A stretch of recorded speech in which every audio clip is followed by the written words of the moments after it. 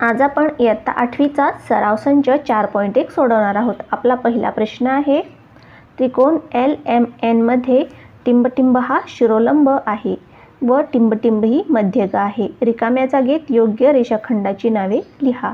आपल्याला इथे एक आकृती दिली आहे. आकृतीमध्ये त्रिकोण LMN दिसत आहे आणि एक मध्यगा आणि एक शिरोलंब दिसत आहे. आता यापैकी मध्यगा कोणती आणि शिरोलंब कोणता ते आपण समजून घेऊया. पहा, शिरोलंब म्हणजे काय, तर त्रिकोणाच्या शिरोबिंदूतून समोरच्या बाजूवर टाकलेला लंब.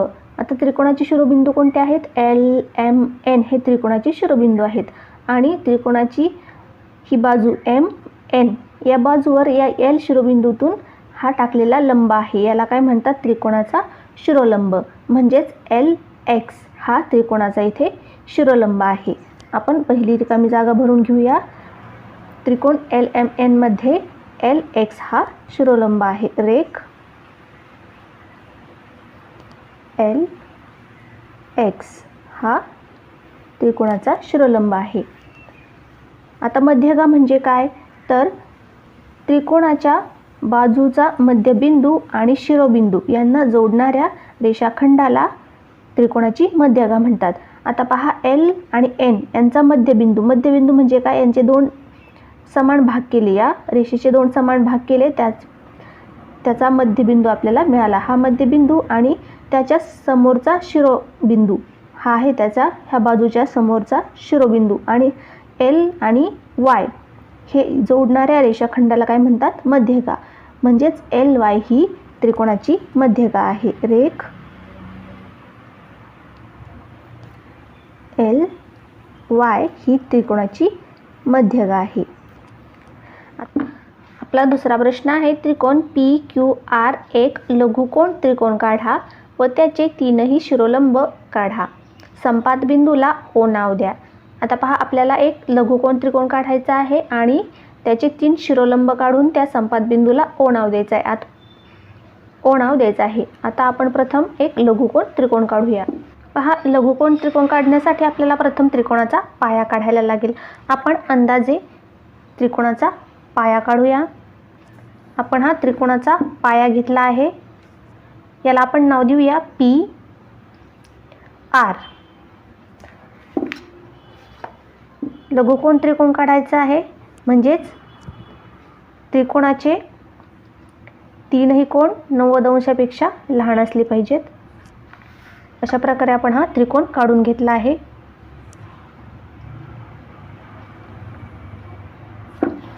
या शिरोबिंदूला आपण नाव देऊया Q. म्हणजेच आपला हा PQR हा त्रिकोण तयार झाला. आता आपण याचे शिरोलंब काढूया. शिरोलंब काढताना आपण गुण्याचा वापर करूया. पहा, गुण्याच्या या काटकोन करणाऱ्या बाजू आपल्याला या शिरोलंब आणि समोरची बाजू यावर ॲडजस्ट करायच्या आहेत. पहा, या Q बिंदूतून आपण प्रथम PR या बाजूवर शिरोलंब टाकूया.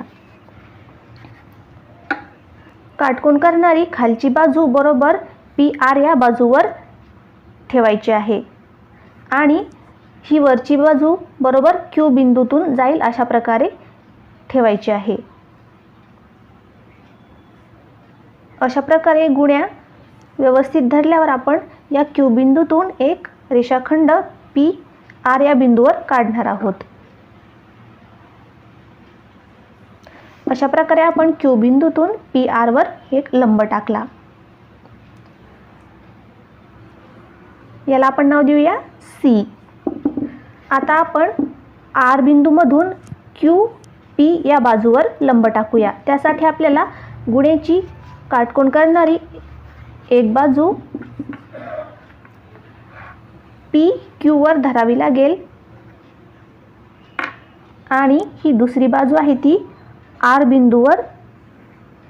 बिंदूतून जाईल अशा प्रकारे ठेवावी लागेल. पहा, आपण गुण्याची काटकोन करणारी एक बाजू PQ या बाजूवर आणि एक बाजू R बिंदूतून जाईल अशा प्रकारे गुण्या ठेवून घेतला आहे.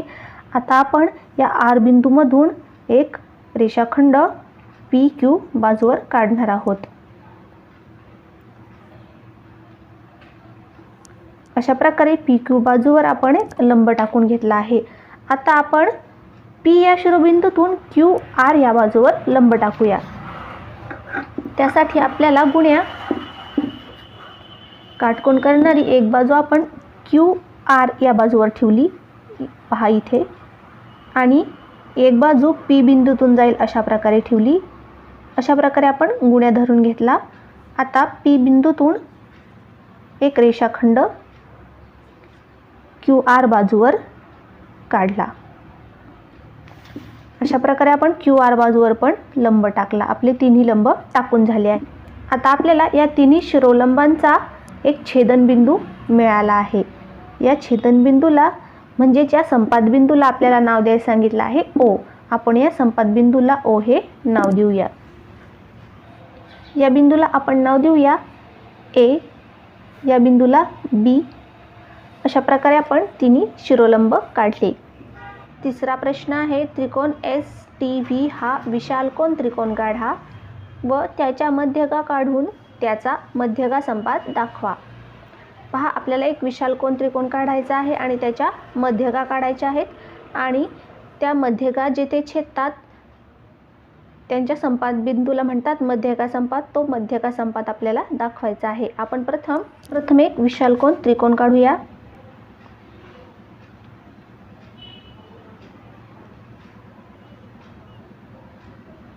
त्यासाठी आपण पाया घेऊया अंदाजे त्रिकोणाचा. हा आपण पाया काढला. याला आपण नाव देऊया ST. आपल्याला विशालकोन त्रिकोण काढायचा आहे म्हणून आपला हा एक कोन 90 अंशापेक्षा मोठा असला पाहिजे.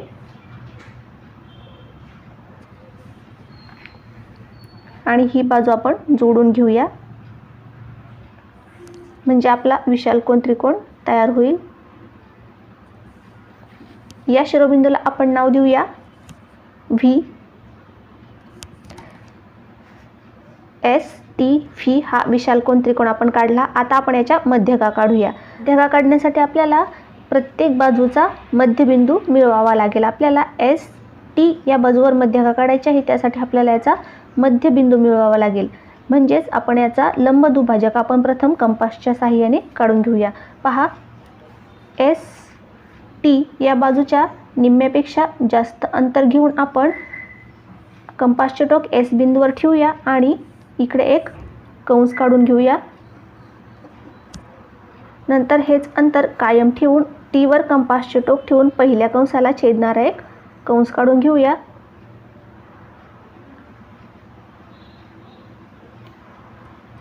नंतर त्याच अंतराने खाली एक कंस काढून घेऊया S बिंदूवर ठेवून आणि त्याच अंतराने T वर ठेवून खालच्या कंसाला छेदणारा आणखी एक कंस काढून घेऊया.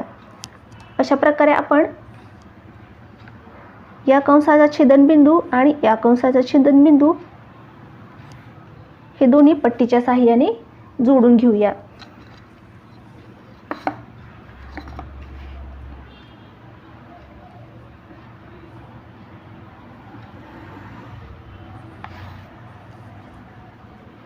आता पहा, ST या बाजूचा मध्यबिंदू आपल्याला मिळाला. हा मध्यबिंदू आणि या बाजूच्या समोरचा शिरोबिंदू जोडला की आपल्याला या बाजूची मध्यगा मिळेल. आपण V शिरोबिंदू आणि हा मध्यबिंदू आपण जोडून घेऊया.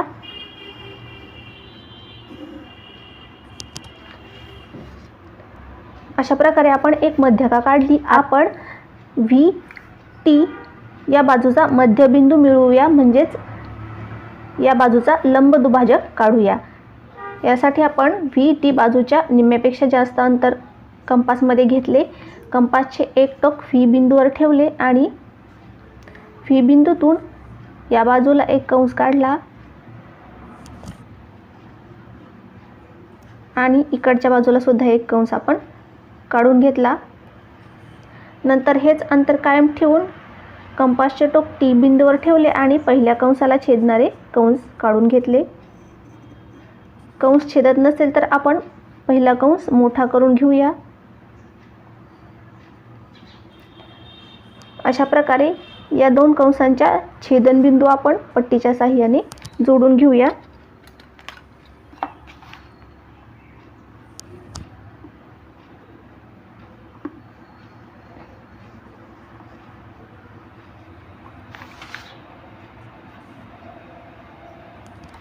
आता पहा व्ही टी बाजूचा मध्यबिंदू आपल्याला मिळाला. हा मध्यबिंदू याला आपण नाव देऊया बी. पहिल्या मध्यबिंदूला आपण नाव देऊया ए. आता व्ही टी बाजूचा मध्यबिंदू आणि बाजूच्या समोरचा शिरोबिंदू एस हा आपण जोडून घेऊया.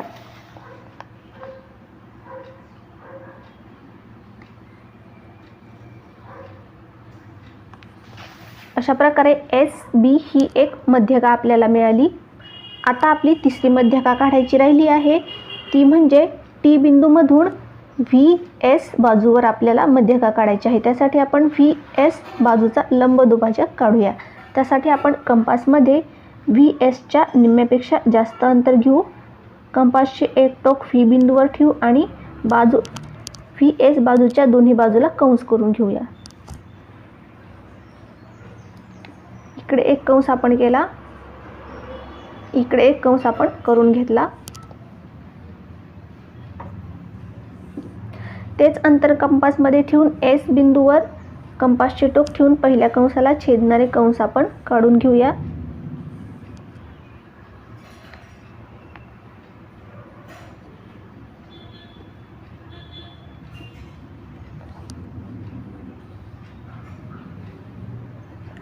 आता ह्या दोन्ही कंसांचे छेदनबिंदू आपण पट्टीच्या साहाय्याने जोडून घेऊया.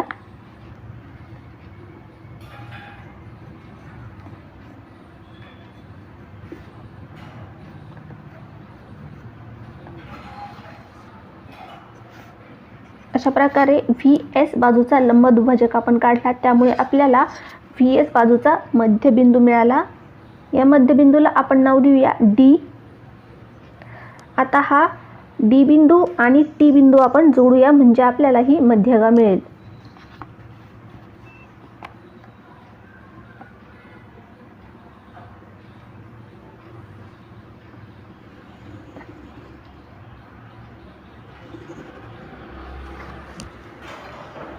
अशा प्रकारे आपण सर्व मध्यगा काढल्या. सर्व मध्यगा जिथे छेदतात तिथे असतो हा मध्यगा संपात. या बिंदूला आपल्याला नाव द्यायचं आहे जी. मध्यगा संपात बिंदूला आपण नाव देतो जी. आपला चौथा प्रश्न आहे, त्रिकोण एल एम एन हा विशाल कोन त्रिकोण काढा, त्याचे सर्व शिरोलंब काढा, संपात बिंदू ओने दाखवा. आता आपल्याला प्रथम विशाल कोन त्रिकोण काढावा लागेल. त्यासाठी आपण त्रिकोणाचा अंदाजे पाया काढूया.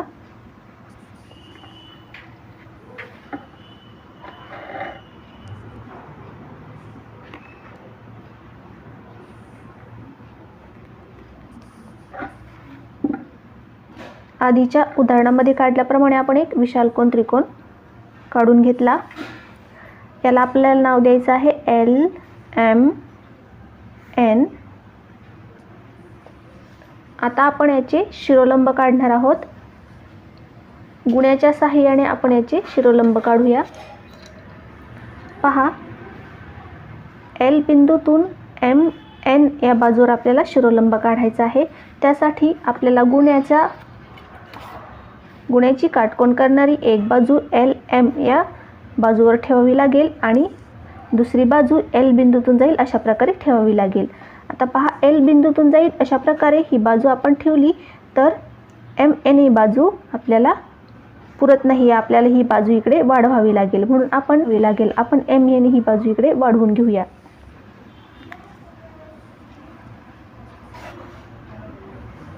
एम एन ही बाजू आपण वाढवून घेतली. आता आपण गुण्या ठेवून घेऊया. एम एन बाजूवर खालची बाजू आणि वरची बाजू एल बिंदूतून जाईल अशा प्रकारे गुण्या आपण धरला आणि एक लंब या बाजूवर काढून घेतला. याला आपण नाव देऊया ए. आता आपण एम या शिरोबिंदूतून एल एन या बाजूवर लंब टाकूया. त्यासाठी आपल्याला एक बाजू एल एन या बाजूवर ठेवावी लागेल आणि एक बाजू एम बिंदूतून जाईल अशा प्रकारे हा गुण्या ठेवून घ्यावा लागेल. पहा, एक बाजू आपण LM या बाजूवर ठेवली आणि ही वरची बाजू M बिंदूतून जाईल अशा प्रकारे हा गुन्हा आपण ठेवला. आता M बिंदूतून L बाजूवर एक लंब आपण टाकून घेऊया. पहा, अशा प्रकारे हा लंब आपण टाकला. याला नाव देऊया, या बिंदूला आपण नाव देऊया B. आता आपल्याला या N बिंदूतून LM या बाजूवर लंब टाकायचा आहे. यासाठी आपल्याला काटकोन करणारी एक बाजू गुणायची या LM बाजूवर आणि वरची बाजू N बिंदूतून जाईल अशा प्रकारे धरावी लागेल. पहा, आपण गुन्हा ठेवूया.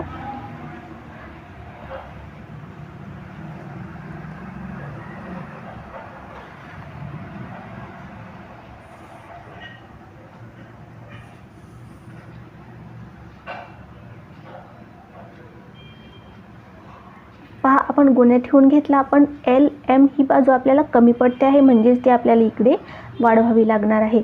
आपण ही बाजू इकडे वाढवून घेऊया, म्हणजे N बिंदूतून पडणारा लंब या बाजूवर आपल्याला येईल.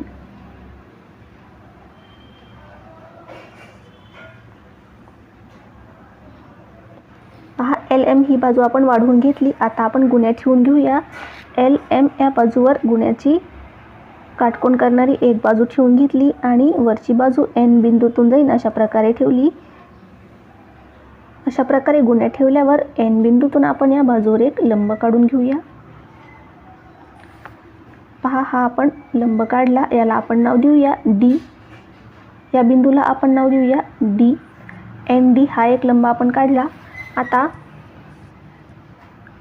हे तिन्ही लंब जिथे छेदतात त्या बिंदूला त्यांचा संपाद बिंदू म्हणतात आणि त्या बिंदूला आपल्याला नाव द्यायचं आहे O. आता हे तिन्ही लंब आपले छेदलेले नाही आहेत, म्हणून आपल्याला हे लंब वाढवावे लागतील. आपण या बाजूला वाढवले तर ते छेदणार नाहीत. आपण या बाजूला खालच्या बाजूला जर वाढवले तर या ठिकाणी ते एकत्र येतील, म्हणजेच एकमेकांना छेदतील आणि आपल्याला त्याचा संपाद बिंदू मिळेल. म्हणून आपण हे सगळे लंब इकडे वाढवून घेऊया.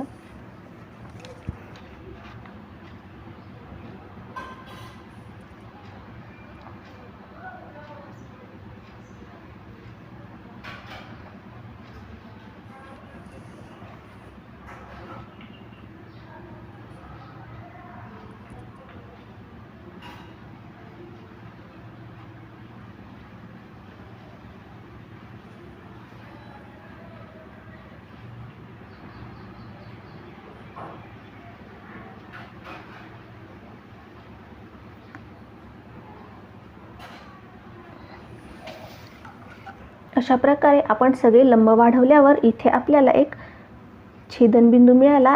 हा आहे आपला संपाद बिंदू. याला आपण नाव देऊया O. आता आपण एक काटकोन त्रिकोण काढूया. त्यासाठी आपण अंदाजे त्रिकोणाचा पाया घेऊया. आपण त्रिकोणाचा पाया घेतला. या पायाला आपण नाव देऊया X Y. काटकोन त्रिकोण काढायचा आहे म्हणजे आपला इथला कोण 90 अंशाचा पाहिजे. आपण कोण मापकाच्या सहाय्याने 90 अंशाचा इथे कोण करून घेणार. पहा, कोण मापकाच्या सहाय्याने 90 अंश माप घेऊन आपण इथे 90 अंशाचा कोण करून घेतला. आता ही बाजू, आता काटकोन त्रिकोणाची ही बाजू आणि ही बाजू आपण जोडून घेऊया. आपण या बिंदूला नाव दिलं Z. अशा प्रकारे आपण ZXY हा काटकोन त्रिकोण काढून घेतला. आता आपण याच्या मध्यका काढूया. प्रथम आपण Z मधून XY या बाजूवर मध्यका काढूया. त्यासाठी आपल्याला XY या बाजूचा मध्यबिंदू पाहिजे आहे. त्यासाठी आपण XY बाजूवर एक लंब दुभाजक टाकून घेणार. त्यासाठी आपण कंपासमध्ये XY बाजूच्या निम्म्यापेक्षा जास्त अंतर घेणार आणि कंपासचे एक टोक X बिंदूवर ठेवणार आणि या बाजूच्या वरच्या बाजूला एक कंस करणार आणि खालच्या बाजूला एक कंस करून घेणार. हेच अंतर कायम ठेवून Y वर कंपासचे टोक ठेवून या दोन्ही कंसाला छेदणारे कंस आपण काढून घेणार. आता आपल्याला हे जे दोन छेदनबिंदू मिळाले ते छेदनबिंदू आपण पट्टीच्या सहाय्याने जोडून घेणार.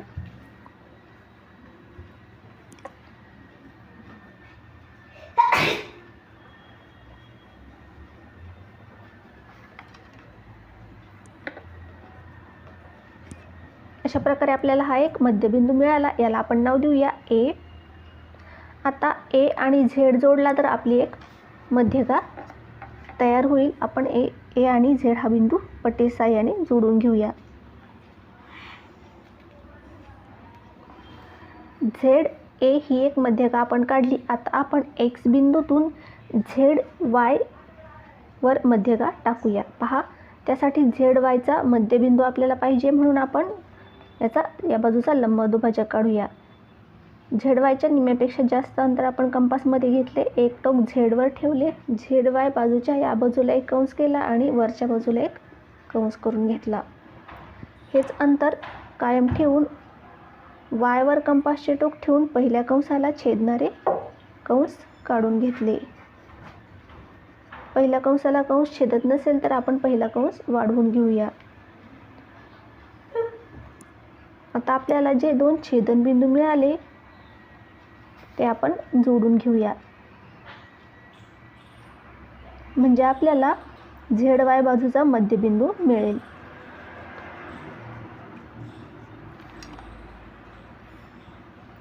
झेड वाय बाजूचा मध्यबिंदू आपल्याला मिळाला इथे, त्याला आपण नाव देऊया बी. आता आपण बी बिंदू आणि एक्स बिंदू जोडला तर आपल्याला ही मध्यगा मिळेल. आपण बी आणि एक्स बिंदू पट्टीच्या साहाय्याने जोडून घेऊया. अशा प्रकारे आपण दोन मध्यगा काढल्या. आता आपण वाय बिंदूमधून झेड एक्स या बाजूवर मध्यगा टाकूया. आता पहा, झेड एक्स या बाजूचा मध्यबिंदू आपण मिळवूया. त्यासाठी झेड एक्स या बाजूच्या निम्म्यापेक्षा जास्त अंतर आपण कंपासमध्ये घेतले. वरच्या बाजूला एक कंस करून घेतला, खालच्या बाजूला एक कंस करून घेतला. तेच अंतर कायम ठेवून एक्स वर कंपासचे टोक ठेवले. पहिल्या कंसाला छेदणारे दोन कंस काढून घेतले. आता या कंसांच्या छेदनबिंदू जे आपल्याला दोन मिळाले आहेत ते आपण पट्टीच्या साहाय्याने जोडणार आहोत.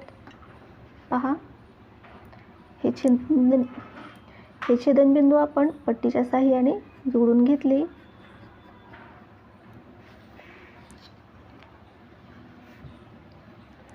अशा प्रकारे आपल्याला याचा मध्यबिंदू मिळाला. अशा प्रकारे आपल्याला झेड एक्स बाजूचा मध्यबिंदू मिळाला, याला आपण नाव देऊया सी. आता हा सी बिंदू आणि वाय बिंदू आपल्याला जोडला तर ही एक मध्यगा आपल्याला मिळेल. आपण हा बिंदू जोडूया सी आणि वाय.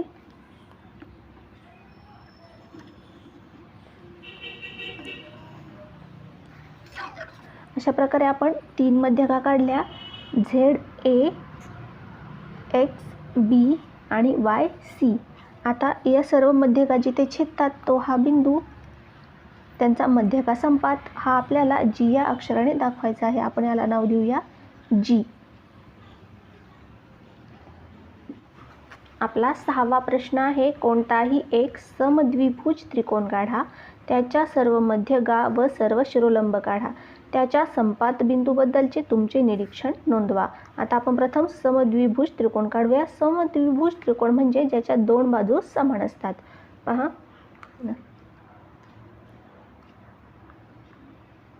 त्रिकोणाचा पाया आपण मोजून काढूया 6 सेंटीमीटर. या पायाला आपण नाव देऊया ए बी.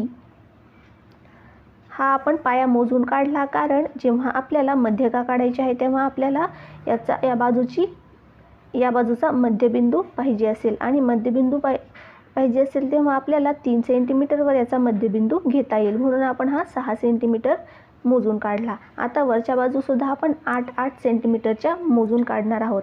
त्यासाठी आपण पट्टी घेतली, मध्ये 8 सेंटीमीटर एवढे अंतर घेतले.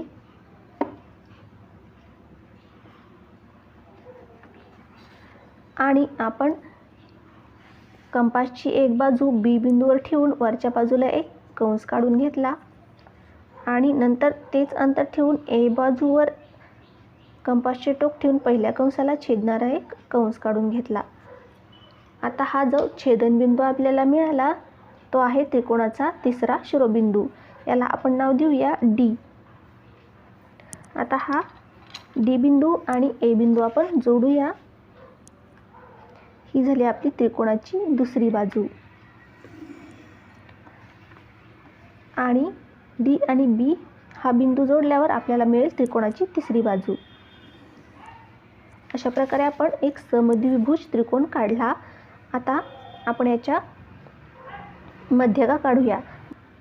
आता मध्यगा काढण्यासाठी आपल्याला ए बी बाजूचा मध्यबिंदू पाहिजे असेल. त्यासाठी आपण 3 सेंटीमीटरवर हा मध्यबिंदू घेऊया, कारण आपण ही बाजू मोजून घेतली होती 6 सेंटीमीटर. 3 सेंटीमीटरवर आपण हा मध्यबिंदू काढून घेऊया. या मध्यबिंदूला नाव देऊया आपण एक्स. आता हा एक्स बिंदू आणि डी बिंदू जोडला तर आपल्याला ही एक मध्यगा मिळणार आहे. आपण हा बिंदू जोडून घेऊया एक्स आणि डी. अशा प्रकारे आपल्याला एक मध्यगा मिळाली. आता आपण डी ए बाजूवर बी बिंदूतून मध्यगा काढूया. पहा, त्यासाठी आपल्याला डी ए बाजूचा मध्यबिंदू पाहिजे असेल. डी ए बाजू आहे 8 सेंटीमीटर. आपण 4 सेंटीमीटरवर एक बिंदू करून घेऊया. त्याला नाव देऊया वाय. आणि हा वाय बिंदू आणि बी बिंदू आपण जोडून घेऊया, म्हणजे आपली ही दुसरी मध्यगा आपल्याला मिळेल. आता आपण डी आणि बी बिंदूचा मध्यबिंदू काढूया. ही बाजू सुद्धा आहे आपली 8 सेंटीमीटर. 4 सेंटीमीटरवर आपण बिंदू करून घेऊया आणि या बिंदूला नाव देऊया झेड. आता हा झेड बिंदू आणि ए बिंदू जोडला तर आपल्याला ही तिसरी मध्यगा मिळेल. पहा, आपण पट्टीच्या साहाय्याने हे बिंदू जोडून घेऊया. आता आपल्याला या त्रिकोणाच्या मध्यगा मिळाल्या. या मध्यगांचा हा जो छेदनबिंदू आहे, या छेदनबिंदूला आपण नाव देऊया जी. आता आपण या त्रिकोणाचे शिरोलंब काढूया. प्रथम आपण डी बिंदूतून ए बी बाजूवर शिरोलंब काढूया. त्यासाठी आपण गुण्याचा वापर करतो. पहा, गुण्याची काटकोन करणारी ही बाजू आपण ए बी बाजूवर ठेवली आणि वरची बाजू डी बिंदूतून जाईल अशा प्रकारे ठेवली. पण आपल्या लक्षात आलंय, आपण जी मध्यगा काढली तोच हा आपल्याला शिरोलंब सुद्धा मिळाला आहे. म्हणजे आपल्याला इथे आणखी एक मध्यगा काढायची काही गरज नाही. आता आपण ए डी बाजूवर बी बिंदूतून एक शिरोलंब काढूया. पहा, त्यासाठी आपल्याला गुण्याची काटकोन करणारी एक बाजू ए डी बिंदूवर आणि एक बाजू बी बिंदूतून जाईल अशा प्रकारे ठेवावी लागेल. पहा, आपण ठेवून घेऊया.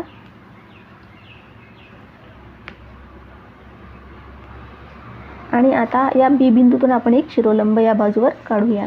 पहा, अशा प्रकारे आपण हा एक शिरोलंब इथे काढला. नाव देऊया आपण पी. पी बी हा एक शिरोलंब आपल्याला मिळाला. आता डी बी या बाजूवर ए बिंदूतून एक शिरोलंब टाकूया. त्यात गुण्याची एक काटकोन करणारी बाजू डी आणि बी या बाजूवर आहे, तर एक बाजू ए बिंदूतून जात आहे. आता आपण हा रेषाखंड काढूया.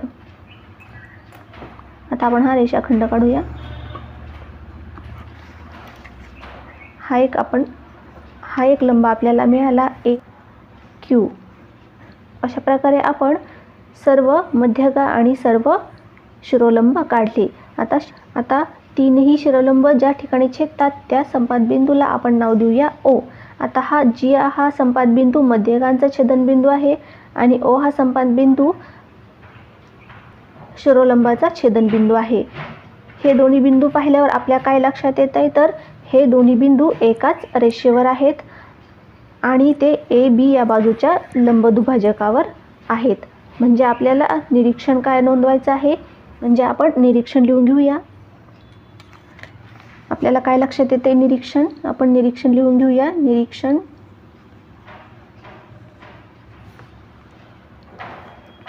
मध्यगा संपात बिंदू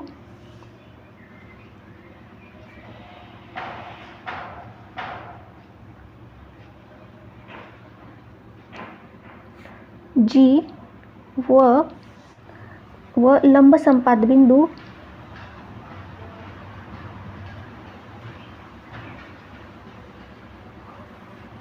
ओ हे एकाच रेषेवर आहेत. पहा, इथे हे एकाच रेषेवर दिसत आहेत.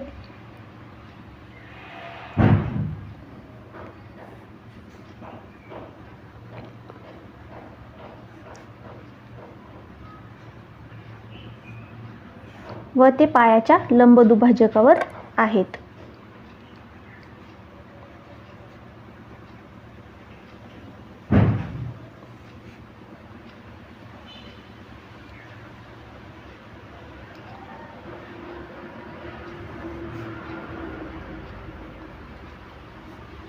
हा पहा, हा पायाचे दोन भाग करतो समान, म्हणजेच हा पायाचा दुभाजक पण आहे आणि पायावर लंब पण आहे, म्हणजे dx हा पायाचा लंबदुभाजक आहे.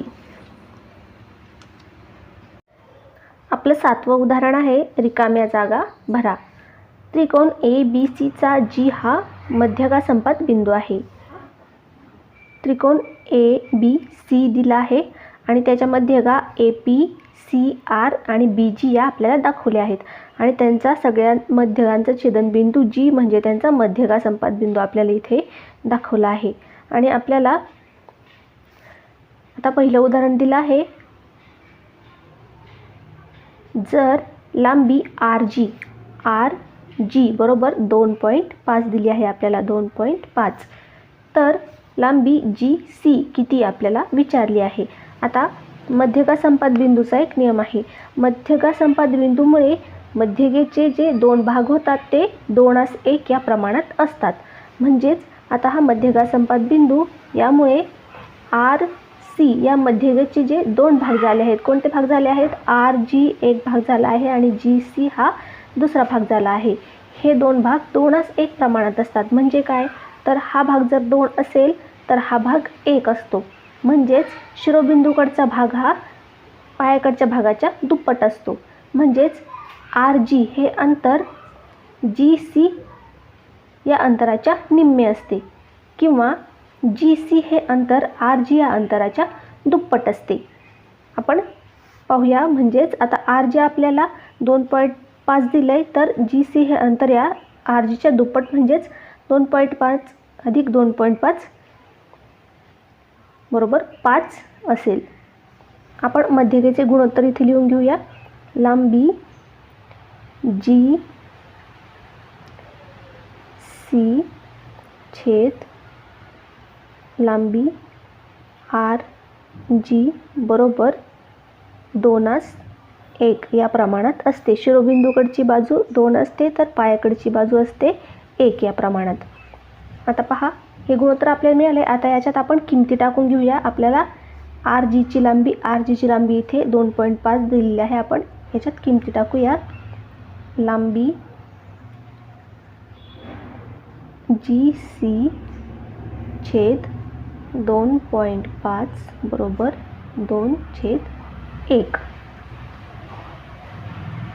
आता हे समीकरण आपण सोडवूया, म्हणजे त्याचा तिरकस गुणाकार करूया. पहा, लांबी GC गुणिले 1 आणि 2.5 गुणिले 2 असा तिरकस गुणाकार आपण इथे खाली करूया. लांबी GC गुणिले 1 बरोबर 2.5 गुणिले 2, म्हणून लांबी GCला 1 ने गुणाल्यावर एकच GCच राहील बरोबर 2.5 बे 5 10 बे 2 4 आणि हातचा 1 5 आणि हा पॉईंट इथे, पॉईंटच्या नंतर एक अंक आहे म्हणून एका अंकानंतर आपण इथे पॉईंट दिला 5. GCचं आपलं उत्तर आले GC बरोबर 5. आपण इथे लिहूया 5.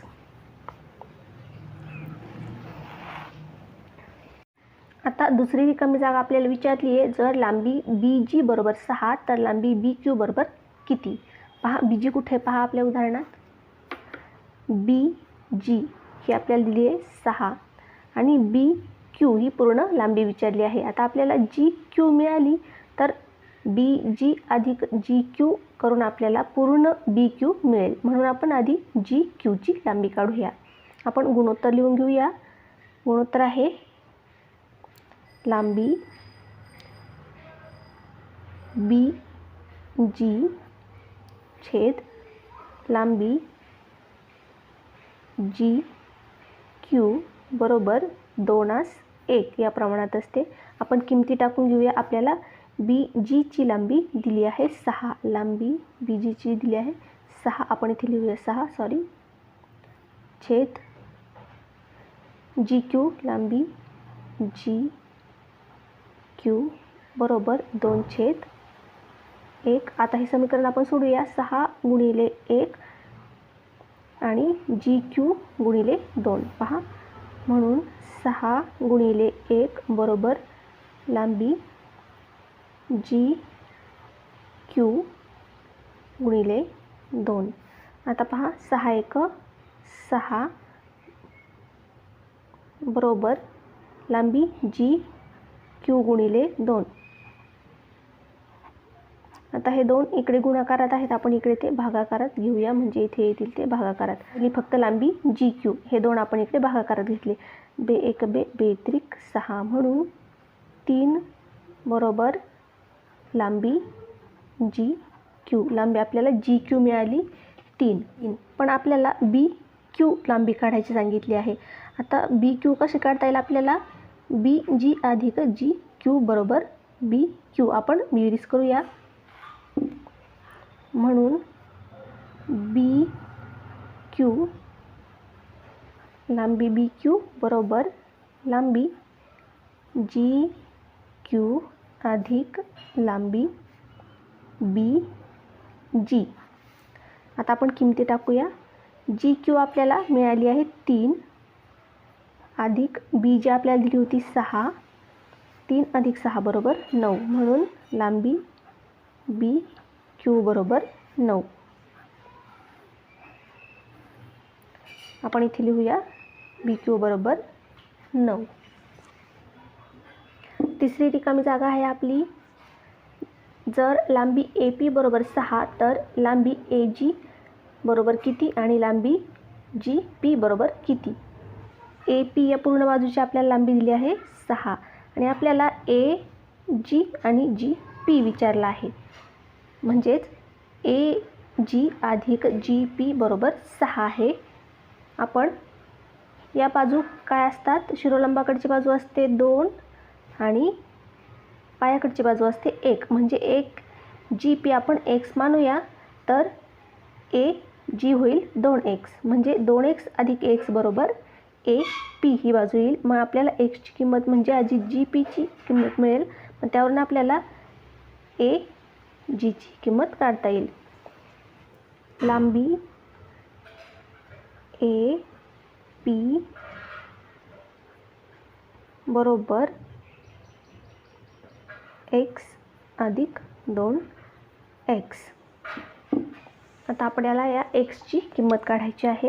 लांबी ए पी आपल्याला दिली आहे 6 बरोबर 2x अधिक 2x 3x होतात. आता आपल्याला फक्त x इकडे ठेवायचा आहे, 3 इकडे घ्यायचे आहेत. हे 3 इथे गुणाकाराच्या स्वरूपात आहेत, ते इकडे भागाकाराच्या स्वरूपात होतील. म्हणून 6/3 बरोबर x. 3 1 3 3 2 1 6. x बरोबर 2 आलं आपलं. म्हणजे x म्हणजे आपल्याला किंमत मिळाली लांबी जी पीची किंमत. लांबी जी पी बरोबर 2. लांबी जी पी बरोबर 2 मिळाली आणि लांबी ए जी बरोबर